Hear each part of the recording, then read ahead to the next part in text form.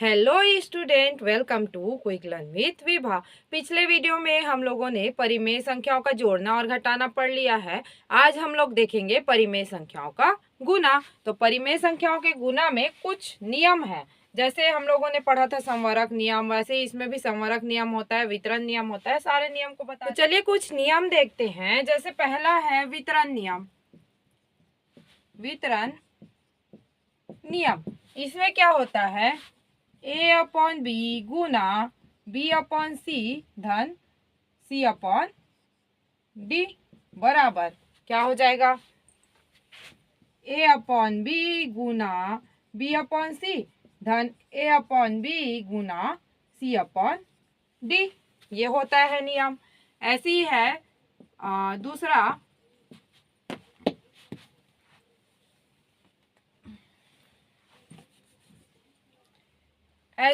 दूसरा परिमेय संख्या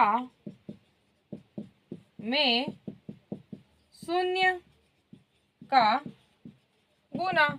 अब यहाँ पे आप लोग को पता है कि जहाँ भी परिमेय संख्या हो, चाहे कोई भी नंबर हो, वहां पे शून्य का अगर गुना होगा तो क्या आएगा, आंसर शून्य ही आएगा। ठीक है। तीसरा है गुणन तत्समक। अब गुणन तत्समक, जैसे योज्य तत्समक पढ़े थे, वैसे ही गुणन तत्समक है। क्या आपको पता है कि कोई भी जैसे P अपॉन Q है, ठीक है, तो हमें ऐसा कोई भी नंबर बताइए जिसमें हम लोग गुना करें तो हमें यही संख्या प्राप्त हो। तो आप लोग को पता है कि किसी भी नंबर, किसी भी क्या बोलते हैं, परिमेय संख्या हो या फिर किसी के साथ भी एक का अगर गुना करेंगे तो क्या होता है, हमें वही संख्या प्राप्त होता है। तो यही क्या है, गुणन तत्समक। गुणन तत्समक का मतलब होता है एक। ठीक है। इसमें थोड़ा सा चेंज आएगा, गुणन प्रतिलोम। गुणन प्रतिलोम का मतलब क्या होता है, गुणन प्रतिलोम का मतलब होता है आंसर एक आना चाहिए। जैसे P अपॉन Q, अब इसमें किसका गुना करें, इसमें क्या करना पड़ेगा, हमें Q अपॉन P का गुना करना पड़ेगा, तब हमें क्या मिलेगा, आंसर एक मिलेगा। मतलब ये Q कट गया, ये Q, ये P कट गया, P कट गया, बचा क्या, एक। तो ये क्या है, गुणन प्रतिलोम। ठीक है, क्लियर है। तो इस तरीके से कुछ नियम है जिसका हम लोग को पालन करना है। तो चलिए अब स्टार्ट करते हैं एक्सरसाइज 18.3। तो चलिए स्टार्ट करते हैं एक्सरसाइज का पहला क्वेश्चन। क्या बोल रहा है, नीचे दिए मानों को लेकर P अपॉन Q गुना R अपॉन S बराबर R अपॉन S गुना P अपॉन Q की सत्यता की जांच कीजिए। ये कौन सा फॉर्मूला हो गया है, ये है संवरक नियम, हम लोगों ने पढ़ा था। तो चलिए हल कर लेते हैं और चेक कर लेते हैं कि ये सही है कि नहीं है। तो पहला क्या दिया है, P अपॉन Q क्या दिया है, ऋण 3/7 और R अपॉन S 11/15। सेम इधर भी होगा, 11/15 गुना ऋण 3/7। ठीक है, हल कर लेते हैं। अब गुना में क्या होता है, काट सकते हैं या फिर हम लोग गुना कर सकते हैं। तो कटेगा क्या, ये कटेगा, 3 एकम 3 पंचे, इधर से भी 3 एकम 3 पंचे, क्या आ जाएगा, 11 एकम 11, यहाँ पे ऋण है, 7 पंचे 35। इसको भी कर लेते हैं, 11 एकम 11, 7 पंचे 35। दोनों साइड आया सेम, मतलब ये क्या है, जो हमारा क्वेश्चन है वो क्या है, वो सही है। ये हो गया पहला का। दूसरा का देखते हैं। दूसरा में क्या दिया है, P अपॉन Q बराबर क्या दिया है, 2 और R अपॉन S बराबर क्या दिया है, 13/17। ठीक है, तो P अपॉन Q 2 दिया है, नीचे कुछ नहीं है का मतलब एक होता है, हम लोग को लिखना इसमें है। तो 2/1 गुना 13/17 बराबर 13/17 गुना 2/1। ठीक है, कटेगा क्या, कि कोई नहीं कटने वाला है, 13 से 17 जाता नहीं है, 17 से 2 जाता नहीं है, तो गुना कर लेते हैं। 13 दूनी 26, 17 एकम 17, 13 दूनी 26, 17 एकम 17। ठीक है, तो ऐसे ही तीसरा नंबर देखते हैं। तीसरा में क्या दिया है, P अपॉन Q बराबर ऋण 105/13 और R अपॉन S बराबर दिया है ऋण 5/8। ठीक है, हल कर लेते हैं। ऋण 105/13 गुना ऋण 5/8 बराबर ऋण 5/8 गुना ऋण 105/13। 13। कटेगा क्या देख लेते हैं। ये कटेगा क्या, नहीं कटने वाला है। ये कटेगा क्या, नहीं कटेगा। ये भी नहीं कटेगा, तो डायरेक्ट गुना कर लेते हैं। 5 पंचे 25, 2 आ गया, ये 2, 5 एकम 5, ऋण ऋण का हो गया धन। 13 अट्ठे 104, इधर भी सेम आ जाएगा। हाँ, 525 और 13 अट्ठे 104, दोनों साइड सेम आया। इसका मतलब क्या है, ये भी सही है। लास्ट देख लेते हैं। P अपॉन Q बराबर दिया है ऋण 16/3 और R अपॉन S बराबर दिया है 0। तो देखते हैं, ऋण 16/3 गुना 0 बराबर 0 गुना ऋण 16/3। शून्य से किसी भी संख्या का गुना करोगे तो 0 ही आता है, तो दोनों साइड क्या हो गया, 0 आ गया। तो इस तरीके से पहला क्वेश्चन क्या है, हमारा सत्यता की जांच होती है। ठीक है, क्वेश्चन नंबर दूसरा क्या बोल रहा है, नीचे दिए गए मानों को लेकर x गुना y धन z मतलब वितरण नियम का सत्यता की जांच करनी है। तो चलिए देख लेते हैं वितरण नियम की सत्यता की जांच करके। ठीक है, पहला क्वेश्चन हल करते हैं। x बराबर ऋण 1/2, y बराबर दिया है 5/7 और z बराबर दिया है ऋण 7/4। तो हल कर लेते हैं, इस फॉर्मूला में पुट कर लेते हैं। 1/2 गुना 5/7 धन ऋण 7/4। ठीक है, और इधर हल करेंगे तो क्या हो जाएगा, ऋण 1/2 गुना 5/7 धन ऋण 1/2 गुना ऋण 7/4। ठीक है, दोनों साइड को एक साथ हल करते जा सकते हैं या फिर बायां और दायां को अलग अलग हल करके जा सकते हैं। तो चलिए देख लेते हैं दोनों को एक साइड, या फिर एक साइड को पहले हल कर लेती हूँ। क्या आएगा, ये 1/2 गुना, अब क्या करेंगे, दोनों का एलसीएम 7 चौक 28, ये हो जाएगा इसके साथ गुना 5 गुना 4 धन ऋण 7 गुना 7, तिर्यक गुना हो गया, क्योंकि ये दोनों एक दूसरे से तो भाग जाने वाला है नहीं। ठीक है, तो इसको डायरेक्ट हम लोग कर दिए। ये हो जाएगा फिर से ऋण 1/2 गुना 5 चौक 20 और ये हो जाएगा ऋण 49/28। फिर से हल करते हैं, 1/2 गुना, इसको हल करेंगे तो आएगा 29/28, ऋण ऋण का हो गया धन 29 और 28 दूनी 56। ये हो गया इधर का हल। वैसे ही सेम इधर करते हैं। 5 एकम 5, 7 दूनी 14 धन, ये हो गया 7 एकम 7, ऋण ऋण है तो धन हो गया 4 दूनी 8। ठीक है, अब यहाँ पे आ गया धन चिन्ह।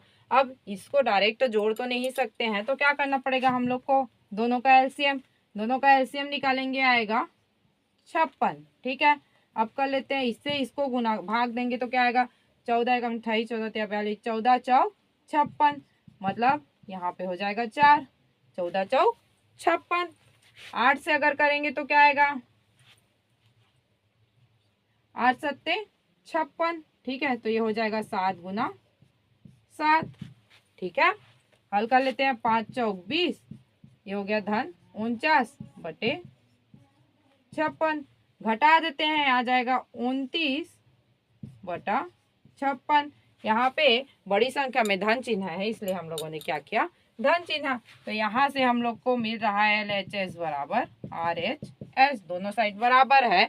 इसका मतलब क्या है, ये जो हमारा फॉर्मूला दिया है वो सत्य है, इसी के अकॉर्डिंग ये क्या है, आंसर सही आया है। ठीक है, अब देखते हैं दूसरा क्वेश्चन में क्या दिया है, x बराबर 3/2 गुना y बराबर दिया है ऋण 8/5 धन z बराबर दिया है 17/6 और इधर दिया है 3/2 गुना ऋण 8/5 धन 3/2 गुना 17/6। ठीक है, तो हल कर लेते हैं, ये क्या हो जाएगा, 3/2, पहले अंदर का हल करेंगे।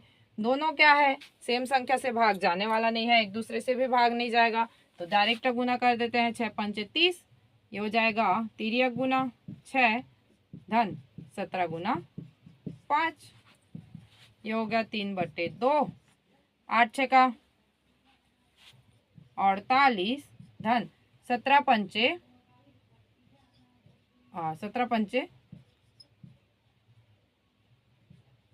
85/30। ठीक है, हल कर लेते हैं। 3/2 ये हो जाएगा, घटाएंगे तो ये 7 और ये बचेगा 3/30।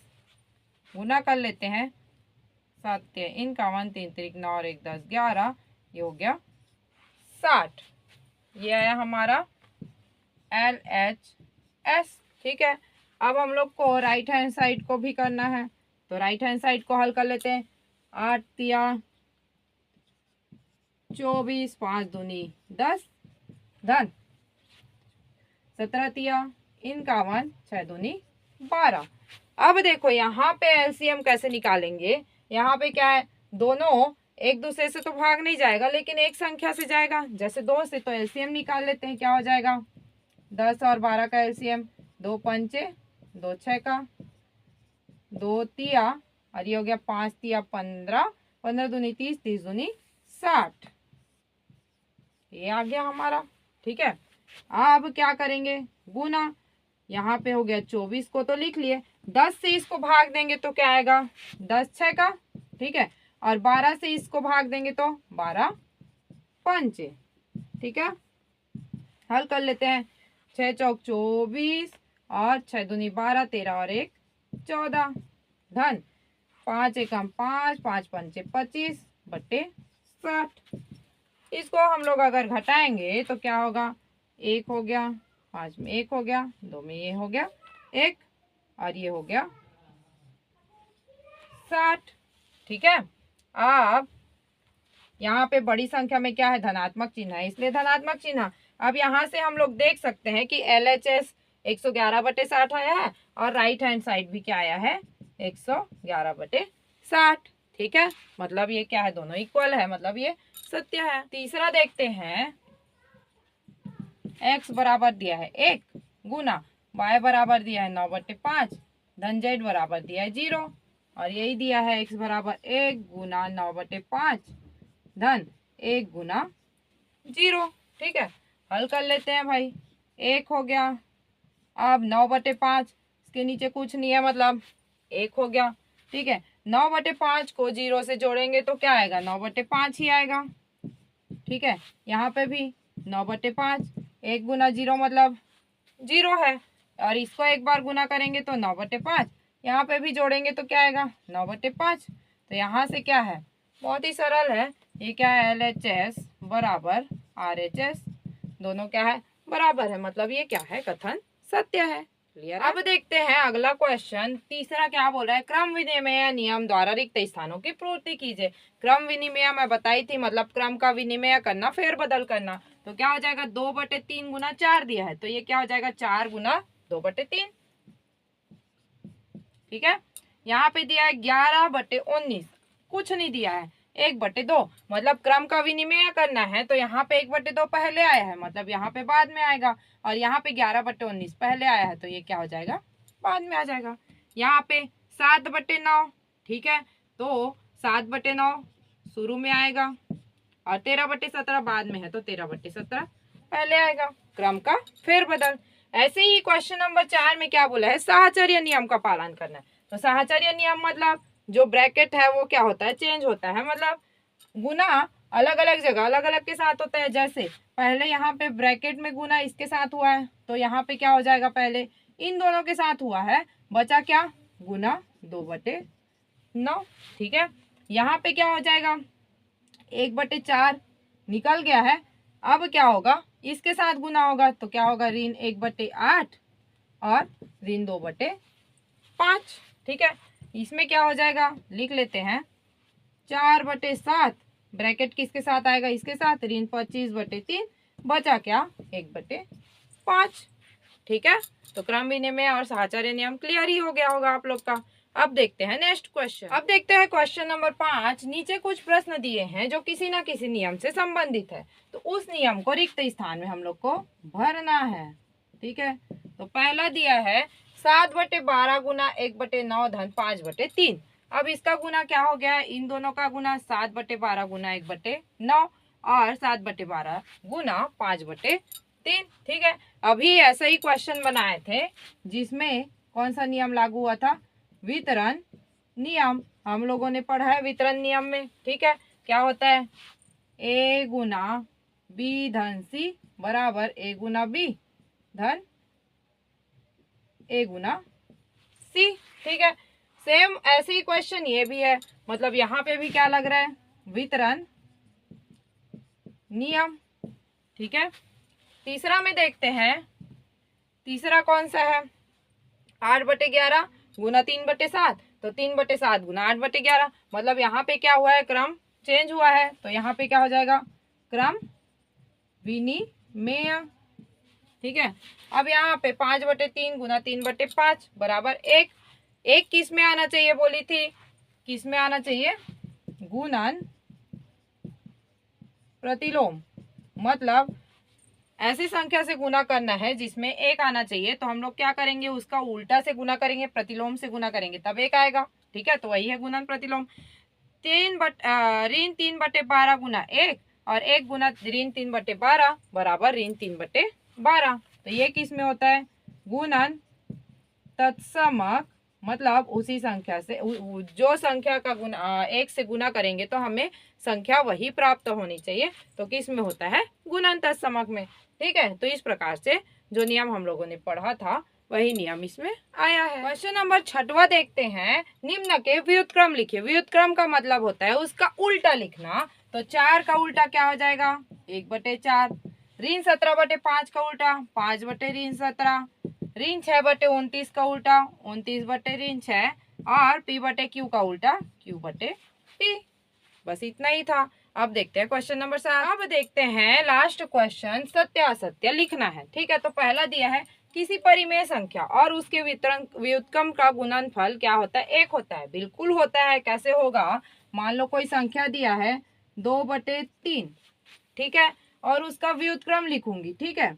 क्या व्युत्क्रम क्या होगा, 3/2, ठीक है। तो दोनों को अगर घटाऊंगी तो आएगा तो 1 ही ना, तो इसका क्या होगा, दोनों का गुणनफल क्या होगा, 1 ही होगा। यहाँ पे यदि x का व्युत्क्रम y है तो y का व्युत्क्रम 1/x होगा, बिल्कुल गलत है। कैसे गलत है भाई, x का व्युत्क्रम क्या है, y है, तो y का व्युत्क्रम x होगा ना, ठीक है, 1/x थोड़ी ना होगा।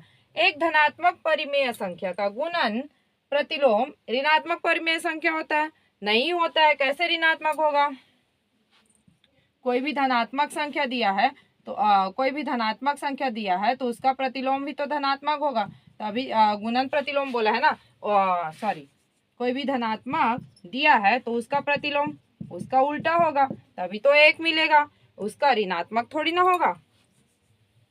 शून्य किसी भी संख्या का गुणन प्रतिलोम नहीं है, सत्य है ये। शून्य किसी भी संख्या का गुणन प्रतिलोम हो ही नहीं सकता है।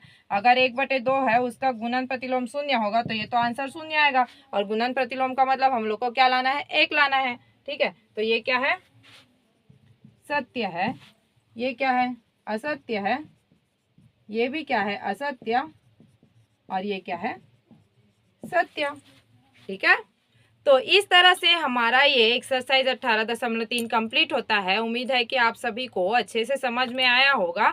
तो नेक्स्ट वीडियो में हम लोग देखने जाएंगे, अभी पढ़े हम लोग गुना, तो नेक्स्ट वीडियो में हम लोग पढ़ेंगे परिमेय का भाग। तो नेक्स्ट वीडियो को देखते रहने के लिए बने रहिए हमारे चैनल, हमारे वीडियो पे, और लाइक कीजिए, शेयर कीजिए, सब्सक्राइब कीजिए क्विक लर्न विद विभा।